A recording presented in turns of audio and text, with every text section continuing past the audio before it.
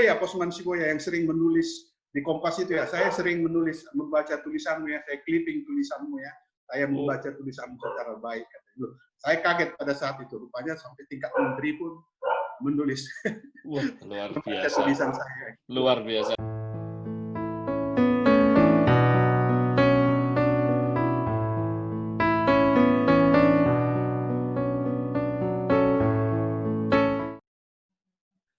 Selamat malam, Prof. Posman, Horas. Selamat malam, Prof. Bud. Ya. Selamat malam. Tamu saya kali ini adalah Profesor Posman Siboya. Sehari-hari profesor, tentu saja sehari-hari dosen di Departemen Ilmu dan Teknologi Pangan Universitas Santo Thomas di Medan. Ya.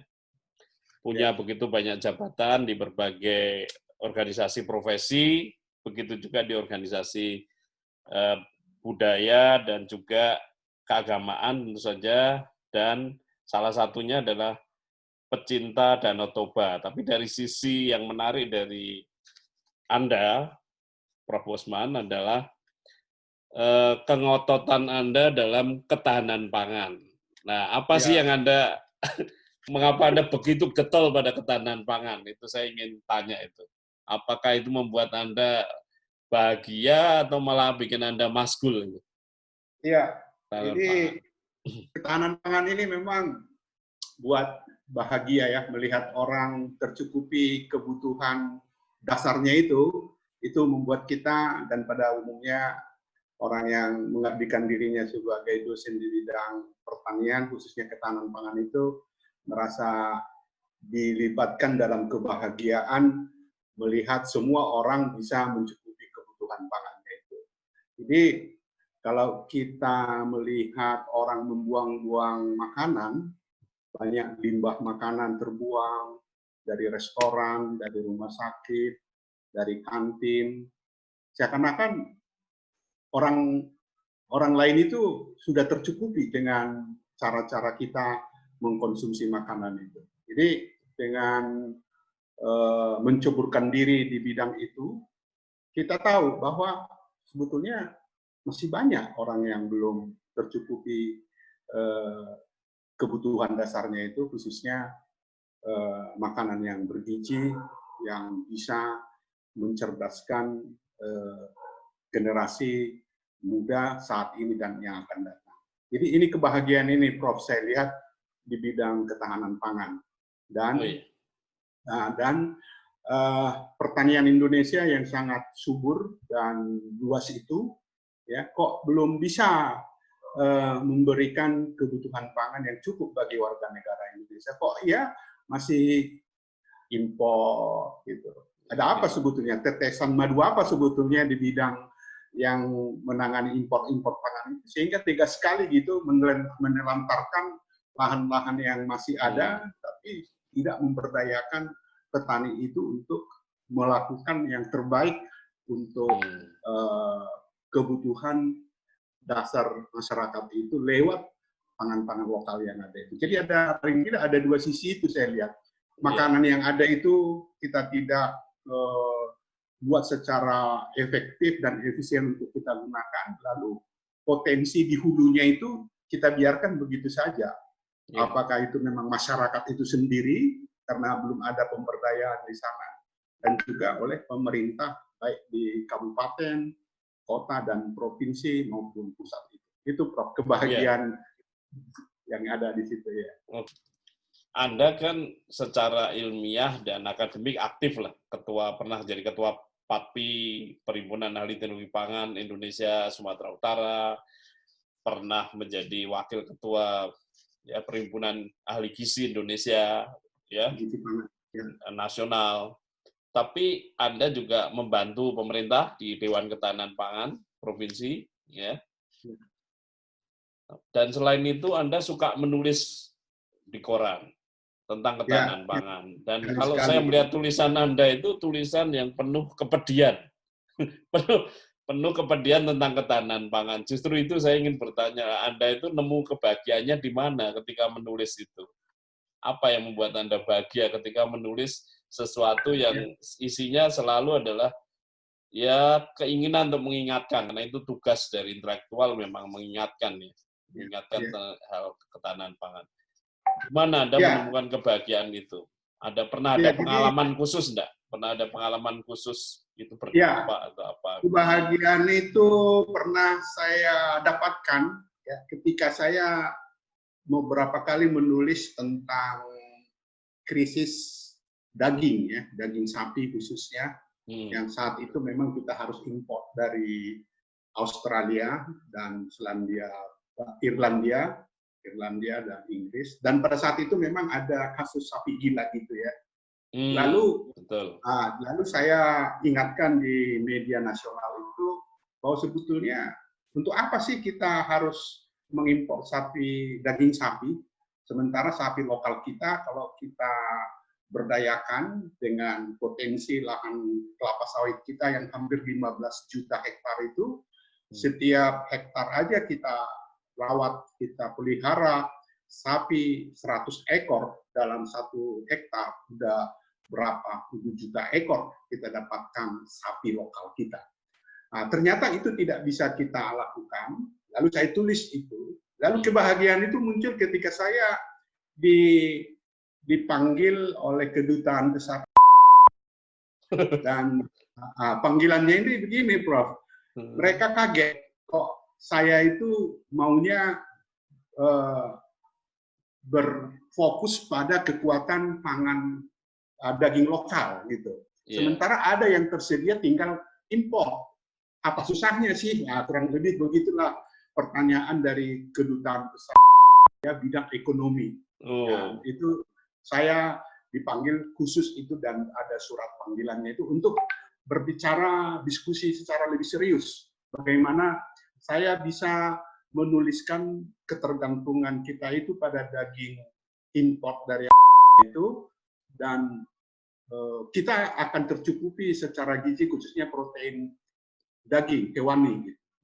Lalu saya katakan kepada kepala bidang ekonomi kedutaan besar itu, memang betul kalau kita impor daging kita sudah tercukupi kebutuhan konsumsi daging kita yang masih rendah, masih 6 kilo per kilogram, 6 kilogram per tahun per kapita.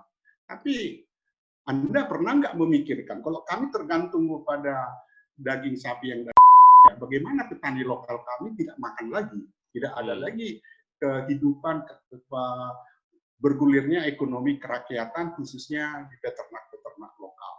Kalau kami bisa memelihara sapi lokal dan kami bisa mengkonsumsi daging-daging lokal, petani kami kan akan hidup dari situ dan kami bisa bersuasembada daging. Dan biaya impor yang kami gunakan untuk kebutuhan daging dari Australia itu kami bisa invest lagi ke pengembangan peternak lokal yang lebih modern. Jadi kita akhirilah import daging ini supaya petani kami ini hampir 30 juta orang peternak lokal kami ini perlu kehidupan. Jadi kebahagiaan itu saya temukan di situ, Prof. Rupanya tulisan saya itu dibaca oleh berbagai orang. Jadi di situ kadang-kadang saya melihat belum banyak kita akademisi, khususnya dari ilmu-ilmu pangan ini, mau melihat secara lebih konkret, lebih dalam lagi, apa sebetulnya yang dibutuhkan oleh masyarakat kita itu. Nah, dari kedutaan tadi, dari kedutaan tadi kan sebenarnya intinya dia memang sangat tergantung pada ekspor ke Indonesia. Jadi sebenarnya dia ingin meyakinkan Anda ya. Jadi akhir diskusinya gimana itu? Akhir diskusinya. Jadi akhir diskusinya dia sebelum berakhir diskusi itu dia minta saya sekali-sekali menuliskan tentang potensi daging di harian nasional supaya pemerintah dan masyarakat tahu bahwa memang daging itu secara global tersedia dan bisa ada tercukupi. Lalu ketika saya katakan kami tidak butuh daging impor, kami cukup pangan lokal, lalu dia sepertinya terhentak gitu. Loh, ini salah milih orang saya ini untuk diwawancara ya tadi pertemukan gitu. Jadi setelah itu mereka pihak itu tidak pernah lagi kontak saya. Dan memang dijanjikan kepada saya pada saat itu bahwa jika saya bisa menuliskan tentang itu di berbagai media, katakanlah sebulan sekali gitu ya, saya akan diajak nanti jalan-jalan tiba penelitian gitu. Jadi memang janjinya itu sangat menggiurkan kalau itu kita ikuti. Tapi saya berpikir kalau ini saya ikuti berarti kami akan terus tergantung kepada produk daging impor itu tanpa pernah lagi kami memberdayakan peternak lokal seperti yang saya katakan itu tadi, Prof. Indonesia kan punya lahan yang sangat luas kelapa sawit. Boleh dikatakan memang terluas di dunia, 15 juta hektar. Kalau itu diberdayakan dengan peternak-peternak lokal kita, sudah pasti Indonesia tidak pernah kekurangan daging, ya kan? Nah, begitu. Karena peternak-peternak sapi lokal kita sebetulnya itu kan merupakan harta karun mereka ya, harta investasi mereka. Ketika ada anaknya mau kuliah, anak sekolahnya itu nanti dijual untuk kebutuhan pendidikan, biaya pendidikan mereka. Jadi sebenarnya kita sangat tergantung pada itu, Pak. Jadi Anda sebenarnya merasa bahagia karena tulisan Anda berdampak ya berarti? Ya, berdampak dan dibaca dan kemudian berdampak. Ada lagi nggak pengalaman tulisan yang juga menarik gitu? Selain yang sapi, daging sapi impor itu, yang saya kira itu sudah cukup mengerikan ya. Anda akan disuap itu sebenarnya. Ya, sebetulnya secara langsung disuap itu, tapi saya secara lebih halus saya tolak begitu, Prof. Ya. Mungkin kalau itu saya iakan, mungkin Fortuner baru akan dikasih barangkali. Wah, gitu, tapi berarti Anda menolak rezeki ya, tapi itu menolak rezeki dengan baik. Ya. Tapi kebetulan saya juga ada kebahagiaan juga gitu. Ketika ada seminar dulu itu sebelum saya mengambil S3 gitu ya, ada tahun 9. Waktu itu baru tahun pertama Menteri Pertanian Pak Prof. Bungaran Saragi gitu. Lalu beliau ada buat seminar di Medan, lalu saya ikut.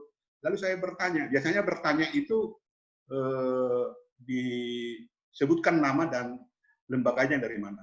Saya bertanya, saya sebutkan nama saya. Setelah selesai bertanya itu dijawab dengan bagus. Selesai seminar itu sekretaris khususnya itu memanggil saya, Bapak Posman dipanggil oleh Pak Saragi. Ada keperluan apa ya beliau Pak Menteri? Lalu setelah ketemu, lalu ditanya, oh Anda ya Posman Siboya yang sering menulis di Kompas itu ya, saya sering membaca tulisanmu ya, saya clipping tulisanmu ya, saya membaca tulisanmu secara baik. Saya kaget pada saat itu, rupanya sampai tingkat menteri pun menulis. Wah, luar biasa. Tulisan saya. Luar biasa. Itu pasti lebih itu kebahagiaan juga, kebahagiaan yang tidak ternilai. Itu lebih berharga dari satu Fortuner kalau itu. Satu Fortuner. Ya, seorang menteri mengkliping tulisan Anda itu, dan Pak Bungaran Saragi kan seorang ilmuwan juga ya. Jadi sangat seorang akademisi, jadi betul-betul memperhitungkan tulisan Anda, itu hebat itu. Dan itu kejadiannya kalau nggak salah akhir 90-an atau tahun 2000 begitu.